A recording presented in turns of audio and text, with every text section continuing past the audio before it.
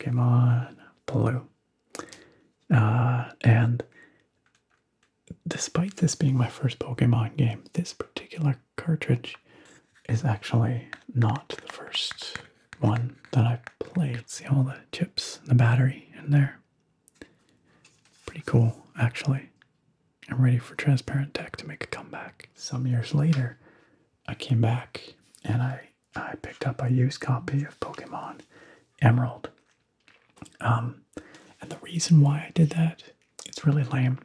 It's because by that time, I was too cool for Pokemon. I realized the error of my ways probably around the time I graduated high school. They're beautiful boxes. Here's the Pokemon Emerald box. Look at how sparkly and shiny it is. So this is still intact and complete.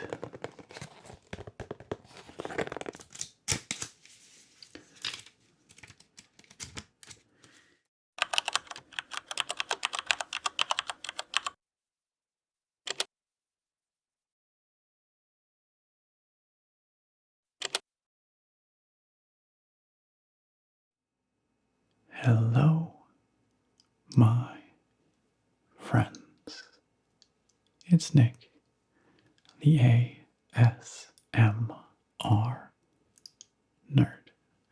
And today we're going to be taking a relaxing look at my Game Boy and Game Boy Advance game collection. Video game collection videos are some of my favorite ASMR videos, and it's kind of weird given the subjects and topics of this channel that I've actually never done one before. I don't know why. I just haven't. Well, I know partially why. It's because a lot of these games were packed away for many years in my parents' basement, or in the case of some of these, in an old desk in my old bedroom, and actually my brother's old bedroom at our parents' place. So for many years, they just didn't really see the light of day. But recently, as some of you may know, I acquired this beautiful device right here. This is the Analog Pocket, and it is an FPGA-based handheld console that plays games for Game Boy, Game Boy Color, and Game Boy Advance, amongst other systems, other portable systems. And it is awesome. It has such a beautiful screen, such lovely controls. It is a pleasure to interact with. And so it, of course, rekindled my love of the handheld games of my childhood, which truthfully never really faded, but it got me thinking about them again and making me really want to get my hands on them. So this thing plays actual cartridges rather than emulating from ROMs, although it can do that as well. But it will play straight from cartridges. I'm not going to be playing games today on the Analog Pocket, and I know some of you are very keen for that, but that will come. Today, I'm excited to be going through my collection and sharing that with all of you, but not quite as excited as I am to share with you this video's sponsor, Into the AM. Into the AM are sellers of elevated everyday apparel. The elevated part means that their clothes look great, like this beautiful shirt. Look at this tee that I'm wearing right here. This gorgeous sakura blossom tree. This incredible framing here. Colors. It's gorgeous. They have all kinds, like dozens and dozens of exclusively licensed designs on tees, on hoodies, on tank tops, on all kinds of stuff. Their clothing is definitely a cut above. The everyday part means it's easy to take care of and comfortable to wear. The cut on these shirts is just perfect for me. It's got just a nicely kind of stretchy fitted fabric. It's really flattering cut and comfortable to wear all day, every day, like I do pretty much every day. And easy to take care of. They're pre-shrunk, so you can throw them in the washing machine and the dryer without having to worry about them shrinking or distorting or anything like that. You can get 3 of these beautiful graphic tees for $60 or 6 of them for $112 over on Into the AM's website. And it gets even better. You can save 10% off your entire order using the link in the video description. And when you do that, you will be supporting me and my content and this channel as well. A huge thank you to those of you who choose to do that and have already done that. Many of you have and have told me how happy you are with Into the AM's clothing. I've only heard awesome stuff coming from you guys, awesome feedback, which aligns with my experience. The clothes are beautiful, comfortable, they look great, they're easy to care for. Make sure you head down into the video description and you check out that link to save 10% off your entire order at Into the AM.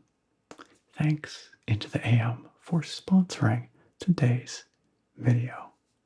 As beautiful as Into the AM's t-shirts are, there's also a beauty to a lot of these old Game Boy games as well. So this is not actually a huge collection. I never had a lot of Game Boy games growing up, and I personally had even fewer Game Boy Advance games because my brother and we shared a Game Boy Advance, but it was mostly his, really. He was the one that used it. It was an SP model. Not the one with the good backlight, though. But anyway, that was mostly his console. My sort of handheld of choice growing up was the Game Boy Color because I'm a bit older than my younger brother. But either way, we had a collection of games, some which we were gifted, some of which we bought with our hard-earned allowances, and some of which, honestly, we haggled for on the playground or things like that. So a couple of these somewhere, I don't actually know if it's here, but a couple of these are stuff that we traded for with other kids. This is also not a complete collection. There's a couple missing. I don't know where they are. They're probably in some desk or some box somewhere. But anyway, doesn't much matter. So let's just get started. Let's get started with, let's start at the beginning. So this here is my first Pokemon game. Pokemon Blue. And despite this being my first Pokemon game, this particular cartridge is actually not the first one that I played because when Pokemon first came out, we didn't have a Game Boy or a Game Boy Color. And so my first Pokemon experience was actually playing Pokemon off a floppy disk on our old family computer, our Pentium 166 Windows PC. And the floppy disk came from a friend of my brother's. I think his dad made it for us. And I would play Pokemon, an emulated version of Pokemon, on our Windows PC. And I remember it had like a selection of frames, borders that you could have around the viewport in your window on the screen. And from what I recall, it worked pretty well. Like, I don't remember it having any issues or anything like that. But I was always jealous of the kids on the playground at recess and whatnot who had a legitimate copy of Pokemon on their Game Boys. And the version of Pokemon on the floppy disk that I played first was Pokemon Blue. And so when we finally did get a Game Boy and get our own Pokemon cartridges, this is the one that we got. My very first Pokemon ever was Squirtle. Squirtle Squad for life. And I actually haven't tried this cartridge in the analog pocket, but I'm willing to bet that the internal battery has run dry over the years. That's something that you run into with a lot of Game Boy games. They have a little, like, watch battery. It's a CR2025, I believe. And many have run dry. Though not all, actually. There are a few others that I have here that I have tested in which the batteries do still work. The game will run without the battery, but it won't save. It won't retain saves. So when you turn off your Game Boy and turn it back on, your save won't be there. So there is a process by which you can replace those batteries. It's slightly finicky. One of my very old videos that I did on this channel is me replacing one of those batteries in Pokemon Yellow. And I know I have that cartridge somewhere. I saw it recently. I bet you it's in my desk next to my bed, actually, my bedside desk there. I forgot to pull it out for this video. Anyway, I still have that cartridge, and it does still work. But we will not be looking at that in this video, I guess, because I don't have it here. Anyway, Pokemon Blue, the OGest of the OG Pokemon games for me. However, I do also have Pokemon Red. This was a later acquisition, and I believe this is one of those games that my brother somehow haggled for on the playground. I'm not quite sure how he managed it, or maybe he bought it off a friend or something. I don't know. Anyway, I did play this one as well on our Game Boy Color, but it came later. It wasn't the original, the OOest of G's. But man, there's something, I tell you, there's just something so, like, magical about these cartridges to me. Just the aesthetic, that watercolor, Ken Sugimori, Pokemon art. It just taps into something, a deep wellspring of joy from back in my childhood when times were simpler. But both carts are in pretty darn good condition. There's a couple minor scuffs on the labels, and the red is in a slightly worse shape than the blue, which checks out because, again, my brother and I, we kept pretty good care. We took very good care of our games for the most part. The more damaged ones tend to be ones that we acquired from friends secondhand.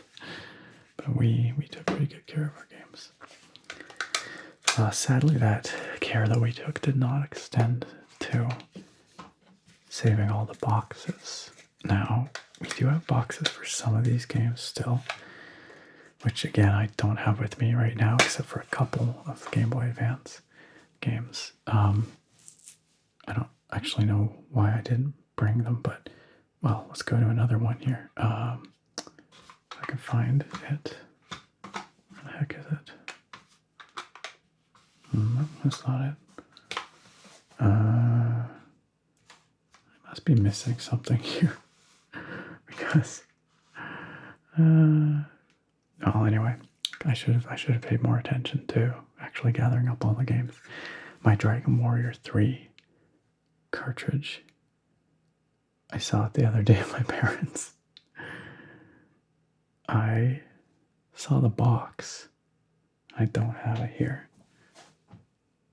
I must have put it somewhere. I did not come prepared. I also have the box for this one here. Dragon Warrior 1 and 2, which Dragon Warrior was what Dragon Quest was called in the West until Dragon Warrior 5 or something like that. But more properly, I guess, it's Dragon Quest 1 and 2. And it's a double feature cart with both games on one cartridge. These are, of course, ports of the original games, which came out for the NES.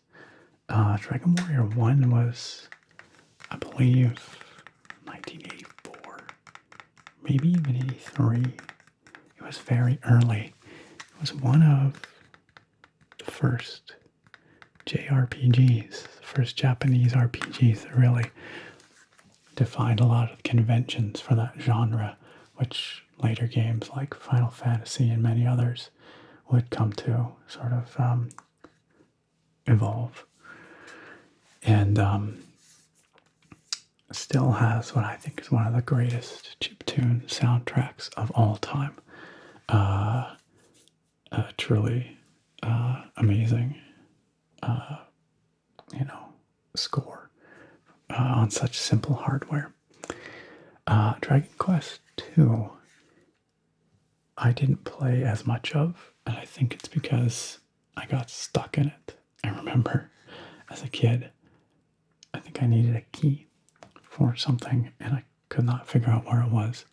This was generally the age before online strategy guides were widespread, and I didn't have a paper strategy guide for it, so I just never finished it. I kind of want to go back now and see if I can figure it out without strategy guides. It probably wasn't that difficult. I remember it being a pretty expansive game for something on the Game Boy. It felt like the world was large. There was a lot of places to go and things to do. Again, maybe if I played it now, it might not feel that way, but I should really go back and try it out. This cartridge, the battery still works because I fired up a game of Dragon Warrior and I was able to save it. So for how much longer, who knows? But anyway, Dragon Warrior 1 and 2. Okay, I guess we'll go through Game Boy games and then we'll jump to Game Boy Advance. Here is Super Mario Land 2, 6 golden coins. You might have seen this recently. This I featured in my Analog Pocket unboxing and testing video. This was not a game I had as a kid. This is a game that I picked up as an adult from a secondhand store. I paid $30 for it, but it was complete in box. This is one of the few boxes I have here today, complete with the manual and the original adverts and stuff in there, all in really good shape. So I thought that was a pretty solid purchase, and I have played a little bit of it since, and it's really fun. It's hard. It's quite challenging, as many games were back then. I know many of you in the comments for that video told me how much you love that game and how integral it was in your childhood. It wasn't for me because I didn't have it, but I can see how it would be, It seems like a pretty special game. All right, what else we got here? There's a collection of some random ones here that honestly I don't remember all that well. And then there's some that I definitely remember very well. Here's one that I don't remember anything about. This is Ultra Operation C. I don't remember playing this at all. I don't even know what kind of game it is. So I should really fire it up in my analog pocket. Try it out. This is probably one of the ones that we bartered for. You know, I'm looking at this collection of games here, guys, and I'm realizing there's yet more that I'm missing. And now it's really bothering me. Where did I put them? Because I saw them again just the other day. One of the games that I played a lot as a youngster was Bionic Commando. There was a Game Boy Color adaptation of Bionic Commando. I think it was a port rather than made original for the Game Boy. Because I know Bionic Commando existed on NES prior to that. Anyway, that was a platforming game where you had a grappling hook and a gun. And you're kind of a bionic soldier. I played the crap out of that one. I remember it had top-down segments as well. It's just weird that it's not here. I really should have done a better job of actually checking what I had in my pile before I started recording. Another one, though, that is here that I do remember from my childhood was Hot Wheels Stunt Track Driver. This one was actually pretty great. And I have not played it probably since the 90s or early 2000s, I guess. But if memory serves, I think it was from a side-on perspective. And you had various Hot Wheels cars. And I think it was side-on rather than top-down. Because I seem to remember doing like loops and stuff. I remember it being quite challenging. Maybe I'm wrong though. No, I really ought to fire this up. I think it was a side view. But I remember I played it a lot. My friend Greg had this game, and I played it a bunch over at his house. And so that's why we got it, because I really enjoyed it over there. Speaking of my friend Greg, I have one of his cartridges here. Star Wars Episode 1 Racer. This game has the big Chonky Boy cartridge, which was Game Boy Color exclusive. It had a rumble feature. That's what this is all about. That AAA battery in there, probably in really bad shape. I can see some corrosion at the terminals, which is not good. I'll have to take some time to carefully extract that battery and clean this up, remove that corrosion. It's probably been in there for 20 years or more. But yeah, got a rumble feature, which is pretty fun. And this cartridge did belong to my buddy Greg when I was a kid. And we got this from him. We actually ended up getting quite a few games from him, I think, because I think he sold my brother his Game Boy Color. I'm pretty sure that's what happened. Greg had a Game Boy Color in the translucent atomic purple color. And I do believe my brother still has that one. So this particular cartridge belonged to my buddy Greg. Episode 1 Racer is a top-down racing game where you can see your pod racer from a vertical perspective. And it was pretty fast and fun for a Game Boy game. It was doing some pretty cool stuff from a technical standpoint, as I recall. And it was, of course, late 90s / early 2000s. So transparent tech was all the rage. So we have a transparent Game Boy game cartridge case as well. You can see all the chips and the battery in there. Pretty cool, actually. I'm ready for transparent tech to make a comeback. I think it's time, you guys. You can see all the traces on the PCB there. Very neat. There was, of course, an episode 1 racer game for N64 and PC as well. A very different game. That was a full 3D game. Actually very good in its own right. I still play that game every once in a while on my Switch because it just had such a great feeling of speed. And some fun upgrades and stuff, some great tracks, fun secrets. Anyway, but this was very different. A totally different beast. Still fun though. Speaking of transparent tech, here's another one. And this one actually, I don't really recall either. I only have the vaguest memories. Vigilante 8. It was another car driving game, if I recall correctly. And man, it looks like this cartridge has seen better days. I'm looking in, you can see it's transparent, of course, but it looks like there's a lot of corrosion in there. That could be leakage from the battery, now that I think about it. I probably should have done something about these sooner. Oh yeah, actually, yikes. I feel like there's something real nasty going on in there. I don't know if you can see that, but that's not good. That's not good at all. There's junk all over the pins. Again, it's got the rumble pack battery, so I'm guessing that leaked, and that's all up in there now.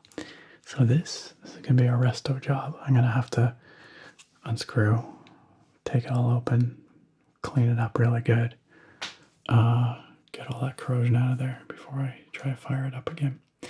I'm glad that episode 1 Racer did not meet with a similar fate. I don't know if that's focused properly, but there. Episode 1 Racer is much cleaner, which is good because of these two games. I care way more about episode 1 Racer than Vigilante 8. Here's another one that I legitimately don't remember at all.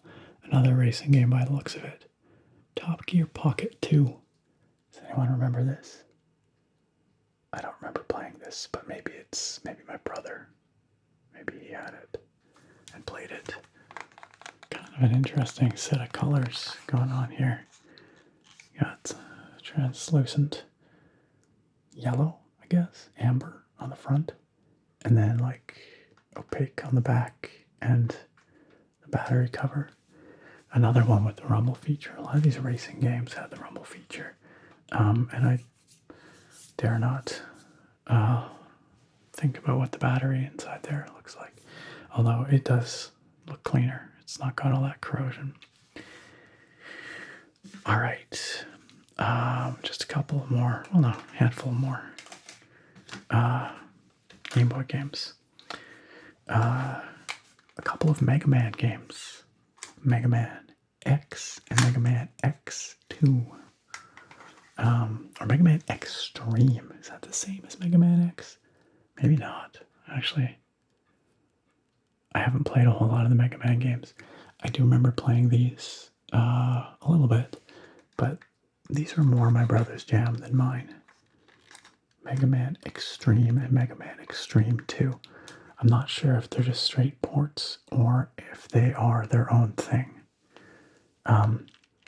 But you can see Mega Man Extreme actually could play on the original Game Boys. The DMG-1 model. This Mega Man X2, Extreme 2, pardon me, has that bulge on the cartridge, meaning it was compatible with Game Boy Color only. And once again, we've got that awesome late 90s, early 2000s transparent tech going on. Yeah, I enjoyed what I played of these games, but I never got super far in them. The Mega Man games were very much more my brother's purview. He and his friend Tyler would play them all the time. I think it's because Tyler was a big fan of them. So, but another couple cool games to check out here. Alright, now we're getting down to the last couple of Game Boy games, which are really special ones. Legend of Zelda, Oracle of Ages. This was a game that my brother acquired, but I do remember it well. And Oracle of Ages and Oracle of Seasons. We never had Seasons. Truth be told, I'm not sure how much different Oracle of Seasons is. I should check it out on an emulator some of these days. Or, wait, did I say that out loud? I should buy a cartridge and try it out in my analog pocket. But Oracle of Ages, very, very cool game. Amazing. Like, up there.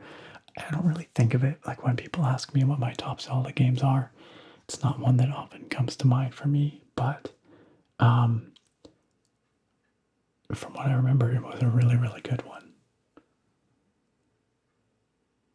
And the art in particular, I remember thinking at the time that the graphics looked really good for Game Boy. And I did fire this up the other day on the Analog Pocket. And they do. I think that the art style they chose, the way they use color, I think it's one of the best looking games on Game Boy Color, in my humble opinion. All right. And last but not least, perhaps my number one most favorite Game Boy game, Pokemon Gold. As much as I have incredible nostalgia and love for Red and Blue, and they hold a very special place in my heart, I think Gold was a better game, and Gen 2 blew my mind as a kiddo. I've told this story before, although maybe not in a video. It might have just been on my Twitch stream. But once again, Pokemon Gold, I played for the first time not as a cartridge on a Game Boy, but from a floppy disk on a PC. This time at my friend Tom's house. I'm sure I've told this story before, but whatever. This was before Gen 2 Gold and Silver came out in the West, but they had been released in Japan. And my friend Tom's dad was like a tech-oriented computer nerd kind of guy. So he went and downloaded a ROM for Pokemon Gold, and a Japanese ROM. And we played that on his PC before it had come out in North America. And of course it was all in Japanese, so we just had to guess at what was being said, what we were reading. But man, I still remember standing in that computer room, because that's how it was back in the day. There was a room in the house dedicated to the family computer. I still remember standing in that computer room and watching Tom play and playing myself and being like incredulous. Like I couldn't believe that there was a new Pokemon game and there were new Pokemon. Just getting to see those new Pokemon like Sentret and Hoot Hoot and stuff that you meet at the very beginning. And of course the starters. It blew my mind. I could not. And you must remember, like culturally at the time, Pokemon was freaking enormous. And as kids, we were absolutely ravenous for any scrap of Pokemon news. I collected the cards. I had magazines. And so the idea that there was a new Pokemon game and there were just brand new Pokemon that we had never heard of before, absolutely mind-blowing. We never got that far because, again, we couldn't read Japanese, but it was enough. That experience just was so cool. Anyway, but when the game released in North America, I think I must have got this for Christmas. I seem to recall it was for my grandparents.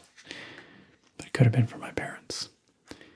Anyway, but to this day, Gen 2 remains my favorite Pokemon generation. And I have such fond memories. Of course, once I actually got into the game and got further, beat the Elite Four in Johto, and then the big reveal that you get to go to Kanto and you get to do the whole thing in Kanto, all in one little Game Boy cartridge. Unreal. What a cool game. I mean, not without its issues, of course, but at that time, that age, it was perfect.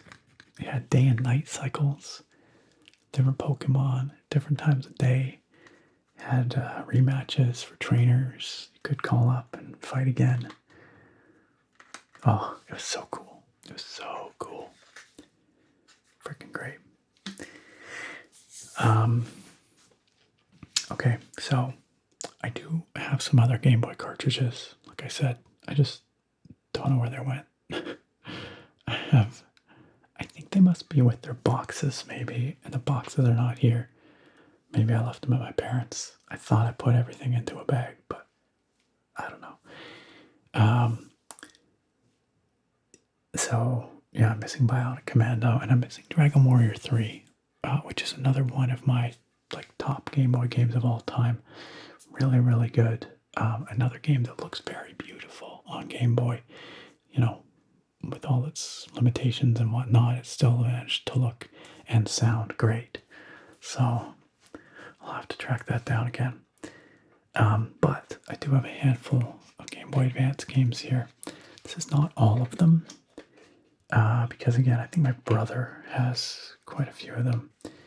And I do believe, he spent a lot more time than I did playing these games. Because, as I said, the GBA was kind of his thing. But do have a couple Pokemon games, a couple Star Wars games. So of the ones that I have here that are not Pokemon games, I remember more than the others. This Lord of the Rings game. Lord of the Rings, The Third Age. And I remember this thing was like a tactical RPG, like a top-down tactics RPG. You moved your characters on a grid, and I remember it being surprisingly good, and also a really good-looking GBA game. There were a lot of good-looking GBA games, though, but this one in particular, I remember really liking the aesthetic. The other three that I have here, I don't really have strong memories for. There's a couple of Star Wars games here. Star Wars Trilogy Apprentice of the Force. I don't remember playing that one, but I'll have to fire it up in my analog pocket and try it out. Also, Episode 3, Revenge of the Sith, a movie tie-in game, which must have come out later. That would have been, 2005? Is that when that movie came out? And again, I don't have specific memories of this, but movie tie-in games are usually kind of garbage. I can't imagine that a handheld one is going to be super great, but maybe it was okay. Maybe I'll be pleasantly surprised. And then this one, which I remember my brother playing a lot, but I, again, didn't really. Pirates of the Caribbean, Dead Man's Chest. But I am looking forward to checking these all out on my analog pocket here. Then in terms of Pokemon, I actually missed Gen 3 initially. I did not play Ruby and Sapphire when they came out. What I did is some years later, I came back and I picked up a used copy of Pokemon Emerald. And the reason why I did that, it's really lame. It's because by that time I was too cool for Pokemon. I had outgrown my Pokemon phase. I was in high school, I guess, at that point. And yes, I'm old. And I guess I was just too cool. I thought it was uncool. It was lame. Pokemon was for kids.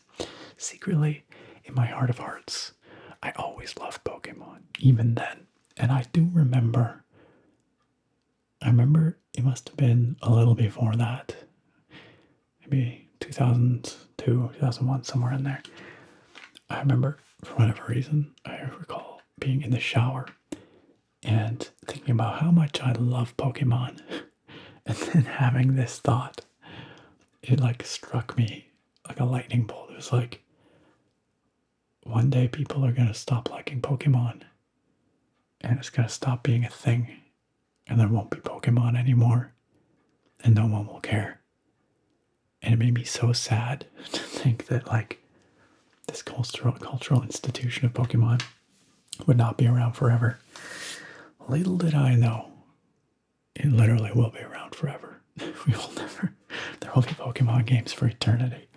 Here we are in 2023, and it's as big as ever, maybe bigger. But the irony being, of course, that a couple of years after I had dropped Pokemon, I thought I was too cool for it. Anyway, I realized the error of my ways probably around the time I graduated high school.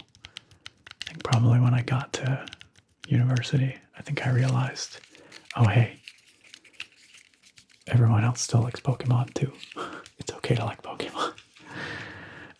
So that's when I went and picked up a copy of Pokemon Emerald and a copy of Pokemon Fire Red, which was, of course, the Gen 3 remix of the Gen 1 games. And I do have the boxes for these games here to share with you guys. They're beautiful boxes. Here's the Pokemon Emerald box. Look at how sparkly and shiny it is. Rayquaza on the front. I did get it used, but I got it in very good shape. Complete inbox, all the manuals, or manual and pack-ins and all that. So this is still intact and complete.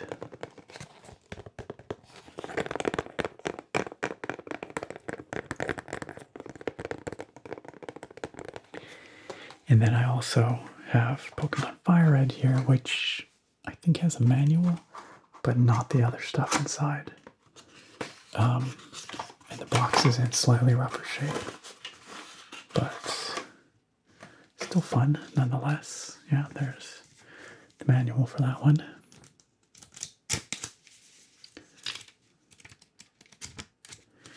And the box is, sorry, this is kind of an unpleasant sound.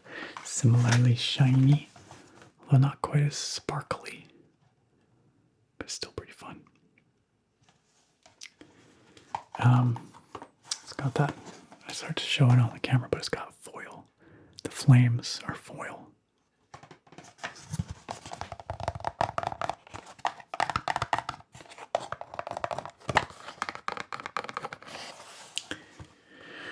And that's it for the Game Boy Advance games I have here.